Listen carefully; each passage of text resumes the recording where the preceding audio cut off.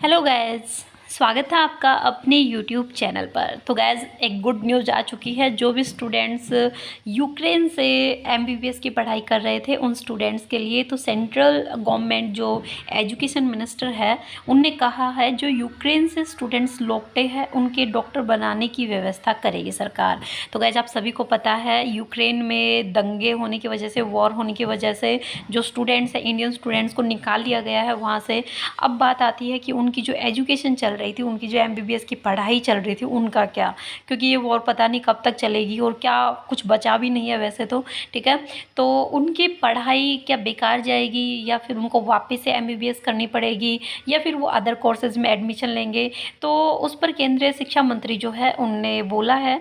तो जो यूक्रेन से स्टूडेंट्स निकले हैं उनके लिए सरकार क्या व्यवस्था कर रही है, क्यों कर रही है, ये पूरा आज हम इस वीडियो में जान लेते हैं। तो गाइस, इससे पहले अगर आप इस चैनल पर नए हैं तो चैनल को ज़रूर सब्सक्राइब कर लीजिएगा ताकि आपको नीट यूजी से रिलेटेड की हर टाइप की इन्फॉर्मेशन टाइम टू टाइम मिलती रहे।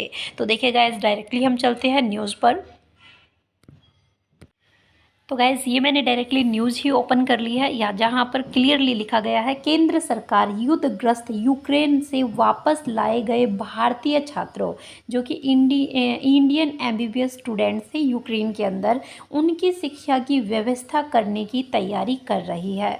केंद्रीय शिक्षा मंत्री धर्मेंद्र प्रधान ने सोमवार को लोकसभा में कहा कि यूक्रेन से वापस लाए गए भारतीय छात्रों को डॉक्टर बनाने के लिए सरकार हर संभव व्यवस्था करेगी। उन्होंने छात्रों को यह भरोसा प्रश्नकाल में कांग्रेस सांसद गौरव गोगोई के पूरक प्रश्न का उत्तर देते हुए दिलाया। गोगोई ने सवाल किया था, क्या सरकार यूक्रेन से मेडिकल कॉलेज की या मेडिकल की पढ़ाई बीच में छोड़कर लौटे छात्रों के लिए केंद्रीय विश्वविद्यालयों के साथ मिलकर या अन्य प्रयास करेगी ताकि उनका भविष्य अंधकार में नहीं रहे। इस प्रश्न का जवाब देते हुए प्रधान ने कहा कि जब यूक्रेन से छात्रों को ले आए हैं तो सरकार सामूहिक रूप से उन्हें डॉक्टर बनाने के लिए जिस भी व्यवस्था की जरूरत होगी उसकी चिंता करेगी।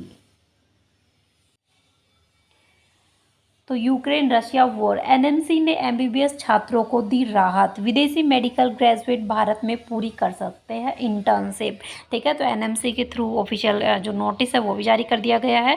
धर्मेंद्र प्रधान ने कहा, आप आश्वस्त रहे, हम सभी लोग इसी में लगे हैं। फिलहाल यह समय तो संकट से सुरक्षित लौटे छात्रों को संभालने और उन्हें दहशत से बाहर निकालने का है।